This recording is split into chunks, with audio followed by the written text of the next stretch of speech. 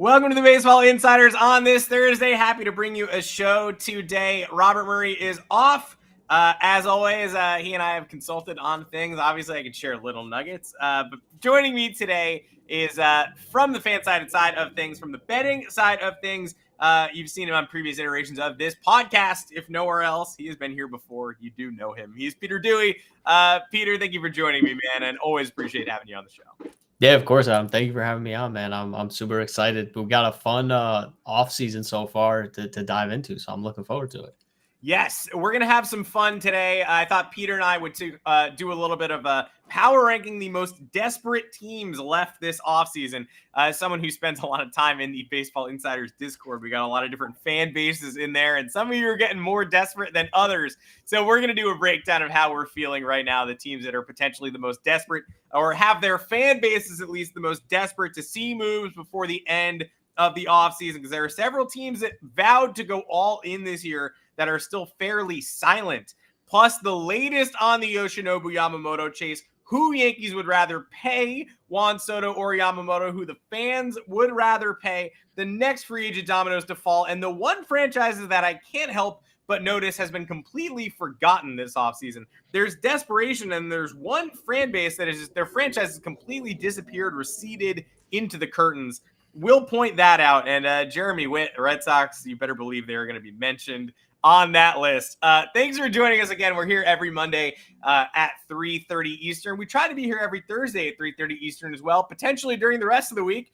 You never know when we might pop on by, so turn those notifications on if you are subscribed to the Baseball Insiders.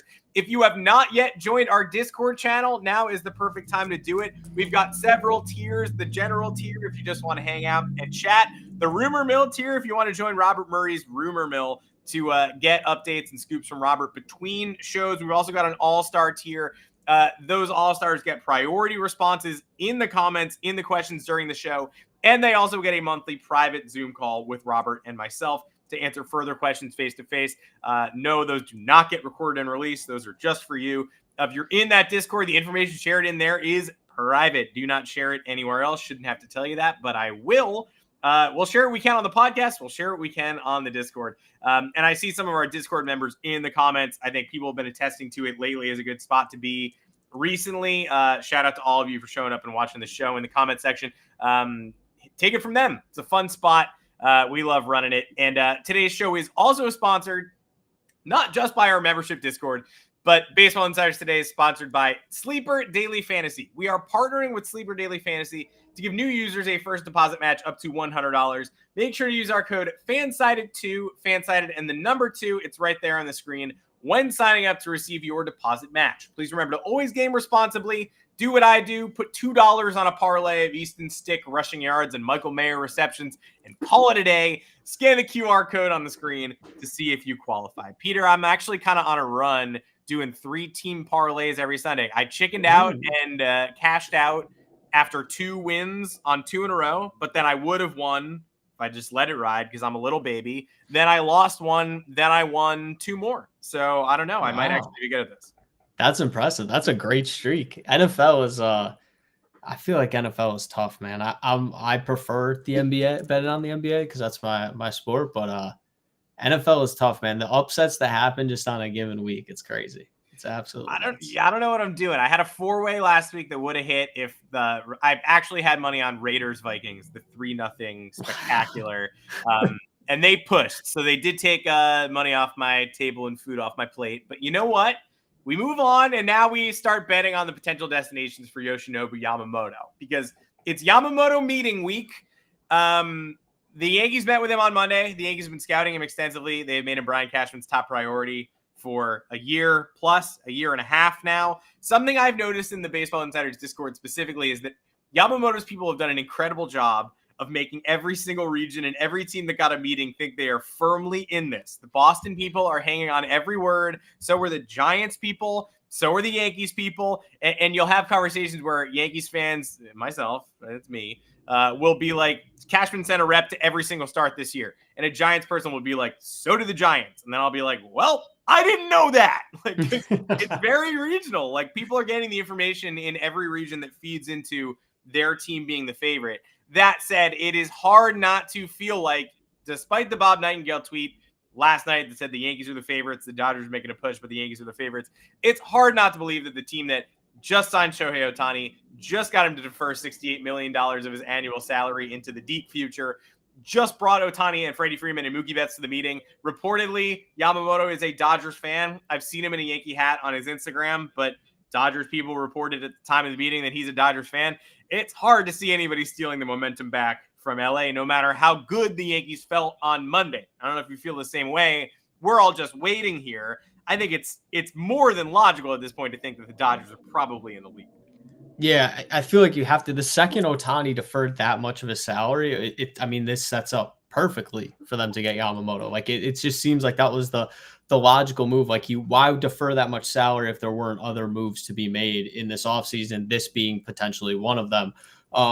And I think this goes without saying for everybody in the baseball world, it's really hard to take something Bob Nightingale says and take it as gospel. It's very tough. So him saying that the Yankees are the favorite, kind of taking that with a grain of salt personally. But there's the other thing too, is like you talk about like all these other fan bases, like the Mets hype I've seen. I just don't like, I don't understand the Mets angle for him. It's going to be a rebuilding year. Like, yeah, they can give him the money, like whatever. But if he wants to get the money and win, like the Dodgers logically make the most sense. Maybe the Yankees make some sense in that aspect, but at the same time, it's going to be really hard to pass up a Dodgers offer, especially the chance to play with Ohtani too. Like, I feel like that's a huge driving factor. The fact that Ohtani was able to sign before this domino falls, like it just makes too much sense.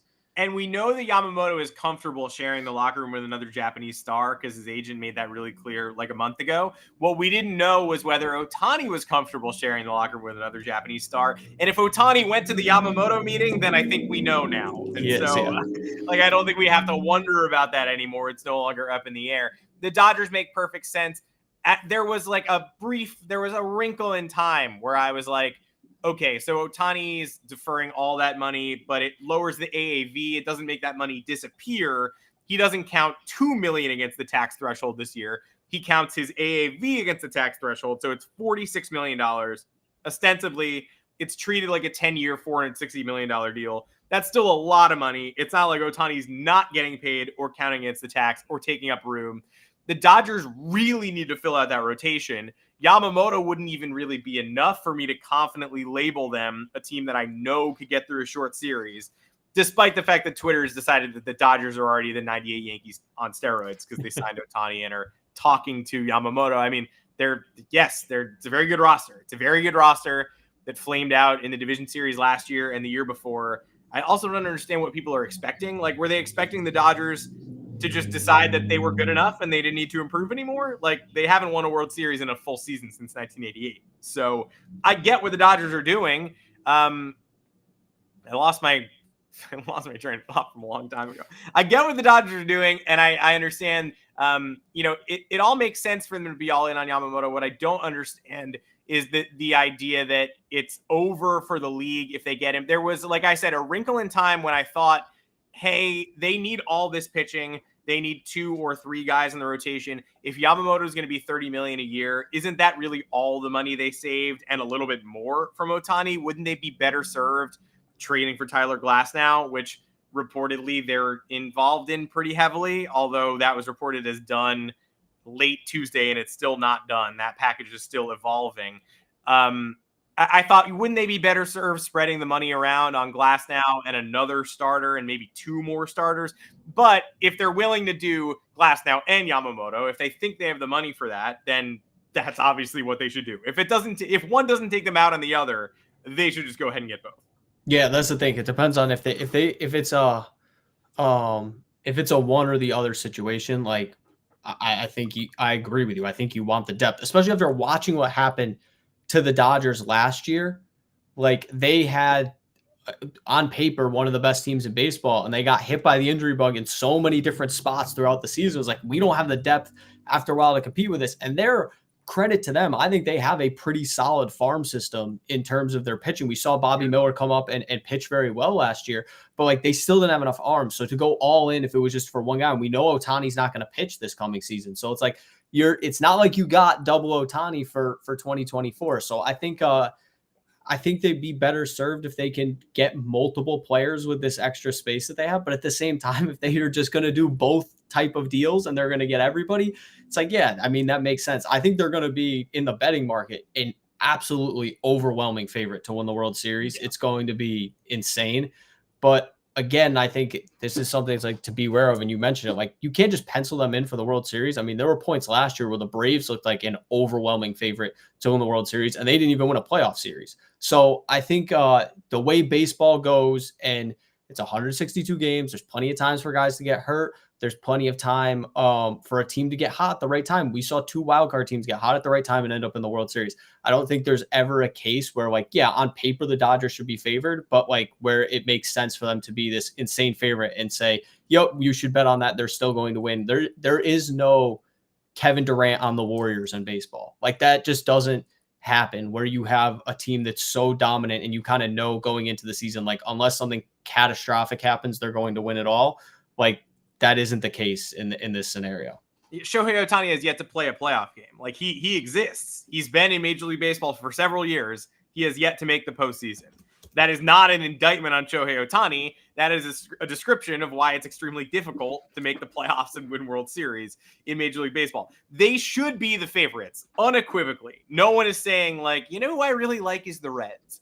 But to act like the Dodgers are just this unbeatable juggernaut because they add Ohtani and add probably the 2 arms that they really need, whether it's Yamamoto and Glasnow or Burns and Bieber and Yamamoto, or what, like they can still mix and match. I do wonder, the Michael Carrillo in the comments saying, they need a long-term ace. That's why, just targeting just targeting Glasnow, got my Rays mixed up. Doesn't make sense. I get that. But next year, like you said, Peter, you get double Ohtani. Mm-hmm. This year, you don't get Ohtani at all. You're trying to piece it together. You're trying to piece something together. Next year, Max Fried, LA guy, Corbin Burns on the market, double Ohtani. Like, if you can piece together this season with Glasnow, Montas, Imanaga, like, if you can spread $40 million on 3 arms instead of putting $34 million AAV on Yamamoto, then you can really triple down on this next winter because the free agent starter market is even more impressive next winter.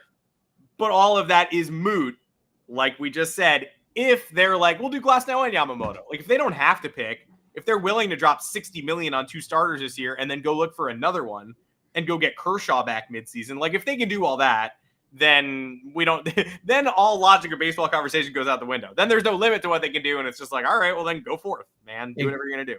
Exactly. I think the other thing that's interesting here is, do you play this 2024 season? Say they have to make the decision, Yamamoto versus that Glasnow package where you get a bunch of different guys. Do you play this 2024 season as we're playing a 1-year deal here, see what we can do in 1 year without Ohtani pitching, and then we reevaluate at the end of 2024 and say, okay, this is what we need going forward when we know we have Ohtani in the rotation? Because it is a different mindset of how you're thinking. Like, obviously, he's in your long-term plans, but 2025 for the Dodgers is going to look vastly different than 2024 is, just because you're going to be adding one of the best pitchers in baseball, in theory, knock on wood, if he recovers from Tommy John and is the same guy. You're adding him into your rotation. So do you want to even take on so much long-term money and multiple guys, like you said, before a great free agent class, when you can say, hey, if we can be good enough this year without him pitching, we maybe win the World Series, maybe we don't, but then we reevaluate in 2025 and say, hey, this is going to be the long-term, this is what we're going to do. I think that also makes a lot of sense, because they're not going to be at full strength in 2024, which is crazy to think about with how good the roster is supposed to be. Yeah, it's absolutely insane. And as we're sitting here in New York, we've been watching the Yamamoto discourse for quite a while. It felt for a long time like it was going to be a Yankees-Mets bidding war, with the Dodgers lurking. Maybe if they don't get Ohtani, they go full throttle. That narrative has shifted in a major way lately. Ken Rosenthal sort of put out a thing earlier this week saying, hey, the money's going to be there no matter where he goes. Like, none of these teams are not in the range. Like, he's going to be able to get money. It's a matter of personal preference, which makes me think, hey, there's at least a sliver of a chance that the Yankees were so confident earlier in the week because they've just had assurances from his team all along that, like, hey, he wants to pitch for the Yankees. He's going to take these beatings, but that's probably where he wants to land. That's the only thing that would make me think they could be at all confident at this point. But it does feel like it's not necessarily a bidding war. Maybe it's not the Yankees and Mets going neck and neck. Maybe it's just the Yankees, Dodgers, Red Sox, all these iconic franchises. He wants to get a feel for the lay of the land with all of them, and the Dodgers give him a pretty solid feel by being able to say, hey, we just went and got Ohtani. FYI, here are the superstars on this team. They're pretty tempting. I would lean that the momentum is carrying him in LA's direction. So yes, this is coping a little bit, but at a certain point, the Yankees, you can't say as a Yankee fan, they're not spending. They do have Juan Soto on the roster. They have to figure out a way to keep him long-term. If this year goes well, he's there. He's on the team that for this year. That is true. Yamamoto getting $300 million, although I suspect there's an opt-out in there. He probably wants to hit free agency again at 29, so maybe a year 4 opt-out. We're not talking about adding 2 different 10-year contracts to the books, because I do think Yamamoto probably bounces during the contract. That said, Cole, Judge, Rodon, still Stanton, still LeMahieu. There's a lot of pieces here. And theoretically Soto, for, according to David Ortiz, $500 million. That's what he keeps saying. And I get it. So if you had to choose one to pay, which you don't, but you're getting close to, and yes, this is coping, and everyone who hates the Yankees come here and say cope, you'd be right. You'd probably pick Juan Soto, wouldn't you? You would 100% pick Juan Soto. There's 2 reasons why. So I have two reasons why. One, and this is going to sound like I don't want to say a bad take, but Juan Soto is a proven commodity. I think Yamamoto is going to be great, but we have not seen him throw a pitch in the MLB yet. We know what Juan Soto is, and Juan Soto is a perennial MVP candidate that is 25 years old, that if you sign him to a 10-year deal, you're hoping for 7 years of that. When he's 32, he's still at his peak performance. I think, to me, that makes a ton of sense from the Yankees' perspective, to have him basically for the rest of Judge's Yankee career, where you're like, hey, we have another MVP candidate. The other thing I think about here, Adam, that I think is kind of, a lot of people have, it hasn't really been talked about. I'm sure you know this, but Garrett Cole has an opt-out after the end of this season. Yes, he does. Garrett Cole, this is speaking from a pure baseball fan. If Garrett Cole doesn't want to do the Yankees a favor, he's opting out and getting paid more money on this last deal than just saying, I'm sticking with the original deal I signed. The guy just won the Cy Young. He's been one of the best pitchers in baseball the entirety of this Yankee contract, no matter how Yankee fans feel about some of the bad playoff start against Boston, whatever you want to say. He's been one of, if not the best pitcher in baseball. The Yankees may have to pay Garrett Cole more money than they currently have committed to him to keep him in New York. And again, I'm going to say this, I would rather have Garrett Cole at whatever price it takes to get Garrett Cole than Yamamoto, purely because I know Garrett Cole is a proven commodity. I know he can handle New York. I know he can win a Cy Young in New York. It makes a whole lot more sense. So if you are the Yankees, I think long-term, you've already committed this money to Rodon. Like it or not, it's committed. It's there. You're not going to be able to get off of it. You already have money committed to Stanton long-term. You have money still committed to LeMahieu long-term. Obviously, you have the Judge money. Soto makes the most sense for the age, in terms of you have him and Judge is the best 1-2 punch in all of baseball offensively. And then at some point, if you're the Yankees and you look at all these other teams that have competed for World Series over the past few seasons, you have to develop some pitching. At some point, you have to develop some pitching. You're committing per season almost $100 million to Garrett Cole and Carlos Rodon.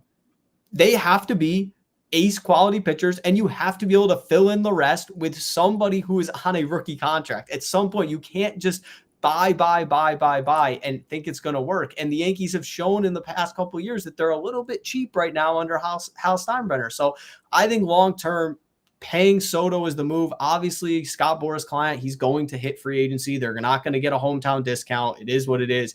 But I just think Juan Soto, for what we know he is, and the fact that Garrett Cole could opt out and you could have to pay him more, I wouldn't pay another pitcher, especially when we haven't seen throw a pitch in Major League Baseball, over Juan Soto at the end of the day. I agree. And the comments are right. Cole has a weird opt-out. Technically, if the Yankees want to nullify the opt-out, they could just add a year to the end of the contract, which, you know, is a good idea. You want to keep Garrett Cole. But we know Hal Steinbrenner, like you said. Like, is there a chance that Cole triggers the opt-out and somebody says to Hal, look, this is simple. All you have to do is add his age 39 season at the same AAV. And Hal's like, yeah, you tell me I can get out of the deal though, right? That's also an option. Or there's a chance that, like, I don't know, they tell Hal he can trigger, just bring him back, add that extra year. And then he's like, well, why don't we get creative? Why don't I give you a big amount? Why don't we change this deal to 3 years? And I give you $160 million. Like, he might get creative to try to get rid of that extra year. I think Jake Storch in the comments, like, they'd be smart to. They should, but you just never know.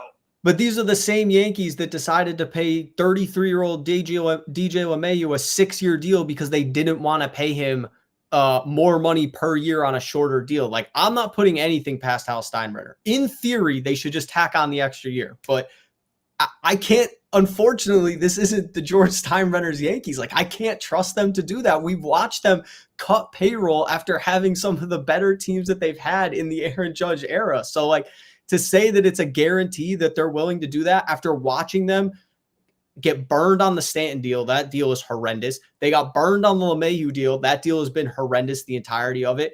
And the Rodon deal has started off about as bad as you could have possibly thought the Rodon deal would start off. Like, who's to say Hal's like, I'm not doing this again? Like, I don't know. So it makes sense, but like, he could just opt out, and who knows how much he gets if he does hit the open market. You might have to pay him $50 million a year. I mean, look what Scherzer and Verlander got the last couple of years. Like, you mean to tell me Garrett Cole isn't worth that? 100% is.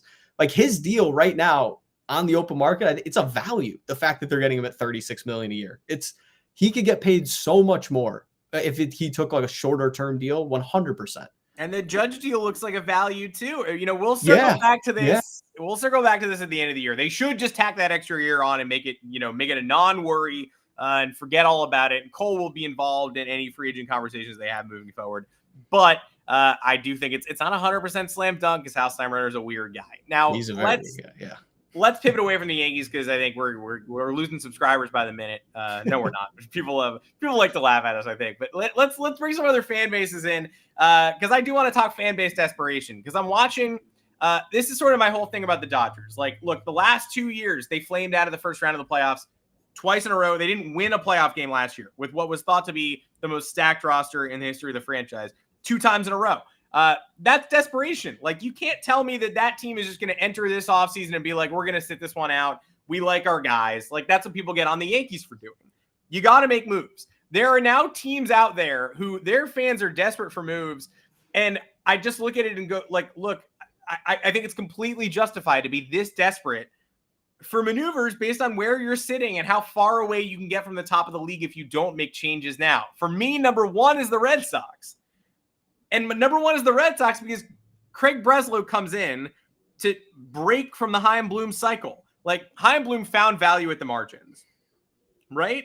He did. He did over and over. He sent them to the 2021 ALCS by getting Kyle Schwarber, by getting Nick Pivetta, by getting underrated pieces. And they went on an underdog run, and when they got to the ALCS, they got smacked by the Astros, and then he took steps back financially the last 2 years. Craig Breslow takes over and says we're going full throttle to solve our pitching woes. What does full throttle mean? Does it mean Yamamoto? Does it mean Jordan Montgomery? Does it mean Blake Snell? Because if it means none of those things, if it means asking the Mariners about their controllable pitching and having the Mariners say, no, we're not trading it, and then going, okay, thank you for your time, then that's not full throttle. So the Red Sox can't just sit here and get worse. Like, as much as Yankee fans might want them to, their goal is to win baseball games. That fan base is desperate for moves because they're being fed. People are telling the fans we're going to make big moves. So that's why you're desperate for a reason. The Red Sox need to reward that faith. Number two for me is the Cubs because they're not making another team that's not making a bunch of impact MLB moves. They got Craig Counsell. They paid Craig Counsell an absurd amount of money this year to be their manager, the largest managerial contract in the game. To follow that up with nothing would be completely just not lack foresight, lack instinct, lack feel for the offseason. They need to at least get Cody Bellinger back to Chicago. Number three is the Padres, who probably had to say goodbye to Soto, but they're still saddled with these long-term deals that they can't get out of. So what are you going to do? Are you going to take the money you save on Soto and pocket it? I don't think fans are going to like that. It's got to at least be outfielders. It's got to at least be rotation. They need to fill 700 innings. Bring Mike Clevenger back. I don't care what it is, but you got to reinvest some of that money. Bring Waka back. And then number four for me is the Seattle Mariners. just because I don't get him. I thought they were all in with Luis Castillo's extension last offseason. Now they're cutting payroll. Now they're way under where they were. You can make an argument that Teoscar Hernandez is someone you can improve upon. You can make an argument that Eugenio Suarez is declining. You can make an argument that Marco Gonzalez and Evan White were dead money they just had to get rid of. But like the Padres, what's the plan here? Are we going to enter next season with $50 fewer million on the payroll? Or are we going to sign Jorge Soler and try to compete with this rotation that everybody wants a piece of? So those are my top 4. I don't know if you've got any more to add. Yeah, I agree with you on Boston being number 1, just with all the change, the front office change, everything. Like, and then to be linked to so many of these big names, like you have to come away with something. If you run back a similar team to what you had last year, I mean, I don't know how Red Sox fans can really stand for that, considering where the franchise has been recently. And then also, I think just from the Boston thing, not to throw another Red Sox dig, but like you get outbid by the Kansas City Royals for Seth Lugo. Like that was like, oh, we were in on Seth Lugo and you lost to the Kansas City Royals. Just, it's a terrible look. It's a terrible look unless they get Yamamoto. If they get Yamamoto, then okay, understandable. But I think the one that for me that you didn't say that I would add, I think the Giants, the San Francisco Giants. I know they got Jung Ho Lee. I think that was a good signing. But you think about the last couple off seasons, the Giants have been linked to every single big name, Judge, Ohtani, everybody you could think of, Correa, the Giants were supposedly in on. And this is all they've come away with. And like now the Padres look like Padres didn't make the playoffs last year. They look like they're going to take another step back. Like Arizona's up and coming in that division. So now you got to be worried about them. Obviously the Dodgers going to be the Dodgers. Like the Giants made the playoffs. What, now are we talking 2 years ago? And like, now it's like, okay, what's the long-term play here? Are we just going to sit in the middle in the NL West every year? Like there has to be something going on there. They have to make, I think, another move, or there has to be some kind of direction. I feel like there's 2 different, like you have the contenders, then you have the teams that are like very obviously in baseball, like not trying. And the Giants are just perennially in the middle at this point. And I just don't know where they go from there. So I feel like they have to be one of those teams that's in the desperation. Like they 100% should be coming into this year saying we have to finish at least second in the NL West and get a wild card. Like there's no question. And that's a tall task considering Arizona was in the World Series last year. Like it's not like that's a given anymore. So I would put them on that list as well. But I agree with the 4 you said. I think it's a great list. And they added Eduardo Rodriguez in Arizona too. Like Arizona got better. Exactly. Got better. What are you going to do? The Giants are funny because they have missed on all these top tier free agents. And now you got Buster Posey blaming the conditions of the city. Now we have to get political in the middle. Like this offseason is so slow that now we've got baseball fans being like, oh my God, I got to check and see how good my mayor is to see if we're going to sign top quality free agents. Like how clean are my streets? I just hate that this is an angle that we're even talking about at this point. I will add, I think another name that got mentioned in the comments that is valid, especially based on the Baseball Insiders Discord chat and the way that people react in there is Angels fans, just because they don't know what to expect. Like that, if you are of this generation, you've squandered so far 2 of the greatest players, most talented players in the history of the game, with only one of the most absurd facts that gets more absurd every year. I've been to 1 Angels playoff game in my life. I was at the most recent Angels home playoff game, 2014. Like that is still, crazy. I think about how long ago that was. And to think about the team that we grew up with in the 2000s with Vlad and Bartolo and K-Rod, that team hasn't had a home playoff game in almost a decade. And I think back to the person I was when I was at that game. And I'm like, man, that's the most recent one. Like, that's crazy. And it gets crazier every year. A guy in our section at that game got kicked out for trying to fight the whole section. It went extra innings. This was like the 9th. A drunk guy got kicked out. We all watched him go. My friend and I didn't interact with him at all. We just we're like, yikes, I hate this. This sucks. And then the game ended like an hour 20 later. Angels lost. I think either Moustakas or Hosmer homered in extras. But I think it was Moustakas. We're leaving, and we see that guy lurking outside the gate, walking in circles. We're like, come on now. Like, we run to the car. We got in the car. And to think that night was the most recent Angels home playoff game is crazy to me. That's wild. That is absolutely. Yeah, I mean, they fumbled 2 of the best. When you look back when it's 30 years from now and they talk about best players of the 2000s to 2020, like they had the 2 best and they got nothing to show for it. Absolutely nothing to show for it, which is crazy. Yeah. And look, and I'll just add that the Dodgers are not on this list right now. Their fans are not clamoring. Their fans are not desperate. But when opening day hits, the Dodgers might just zoom to number one. Like, the pressure is going to be really overwhelming. There's no weirder feeling in sports than when your team is just the extreme overdog and every loss feels like death.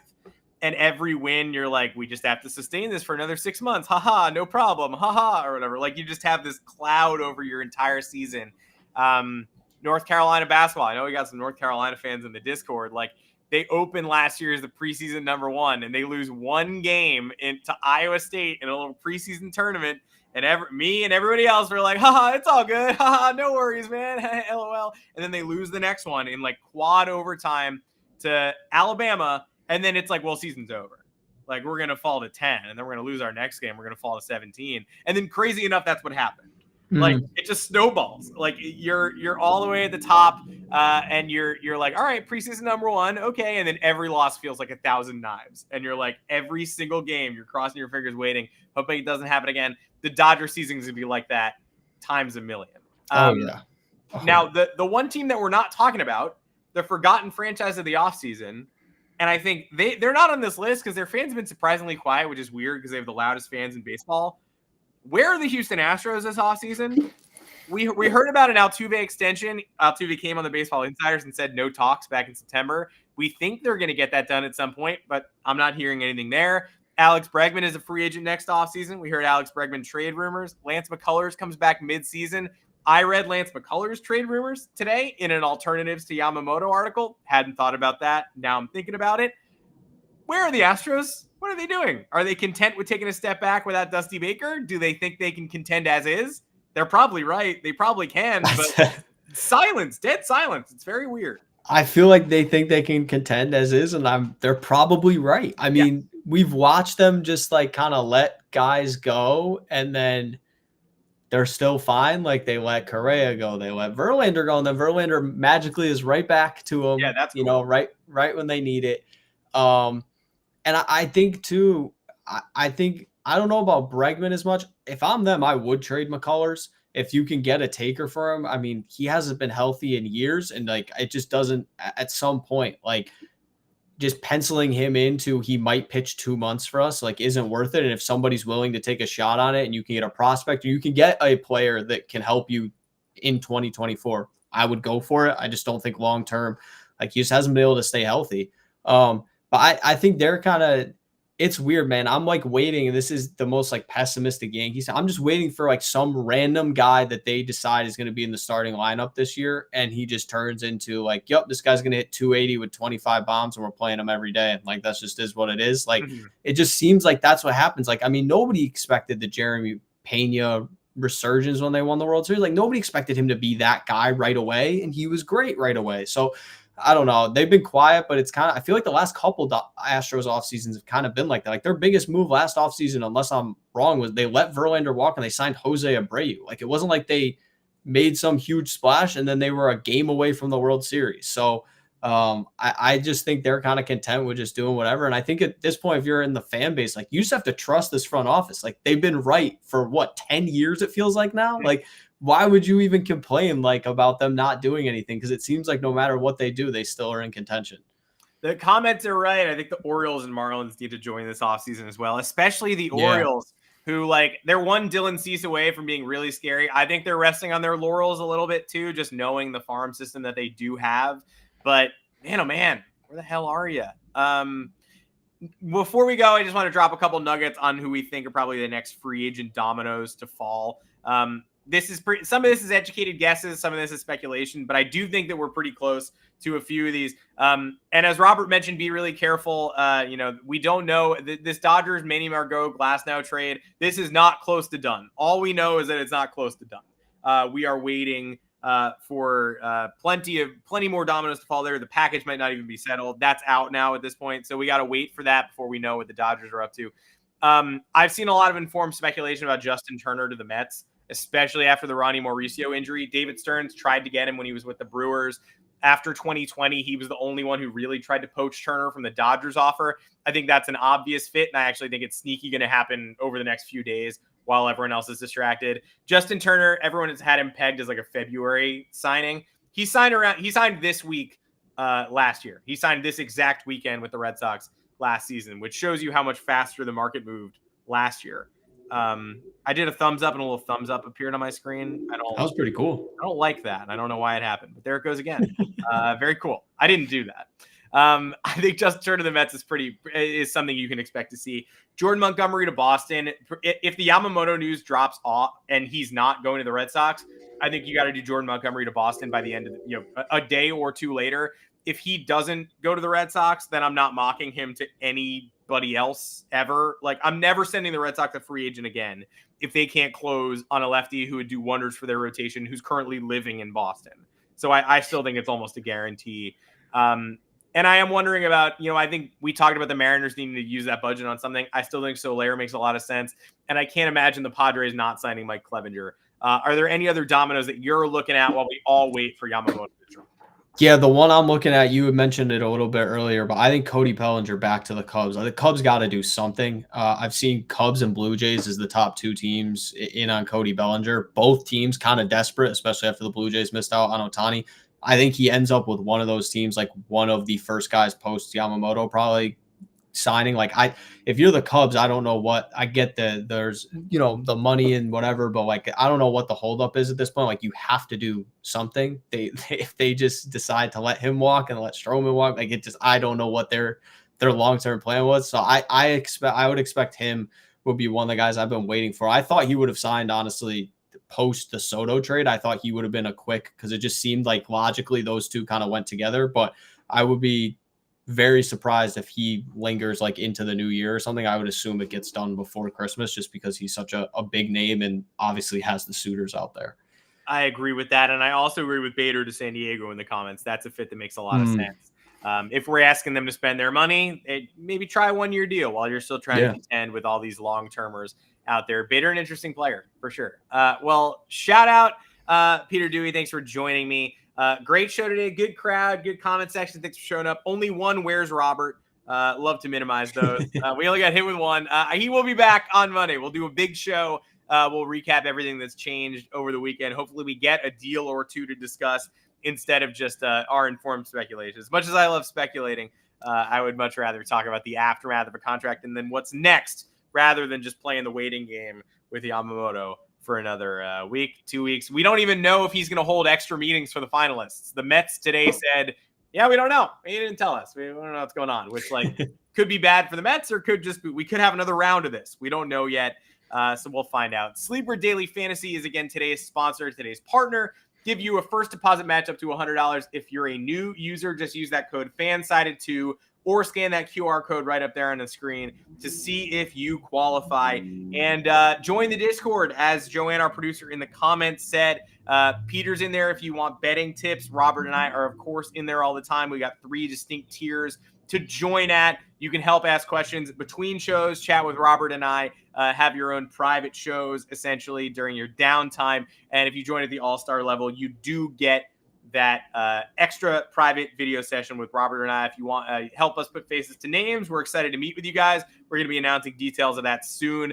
We got that hopefully tentatively planned for next week before the holidays. So stay tuned for details of that if you're in the All-Star channel, and make sure to nail everybody down. For Peter and myself, well, Peter, where can everybody follow you before we sign off? Your handle's on the screen, but what platform are you most active on? Yeah, probably on Twitter at Peter Dewey too. That's where you're going to find most of my stuff, baseball, basketball takes on there. And my TikTok is the same handle too, at Peter Dewey too. Some fun NBA stuff on there. But yeah, that's where you can find me. And you'll probably see come Yankee season, Adam and I bantering back on the timeline about our Yanks. Yeah, we'll be there. Of course, I no longer have a fandom. I am simply an objective journalist who roots for the New York Yankees 162 times a year. So, oops. Well, you can find Peter on Twitter there. You can find me at Adam Weiner. I'll try to be less annoying moving forward into 2024. Thanks for joining us. We'll see everybody here again Monday at 3:30. Another big show. Shout out to the comment section. Shout out to our producers. Shout out to Robert from afar. He'll be back. And goodbye, everybody. Have another good one.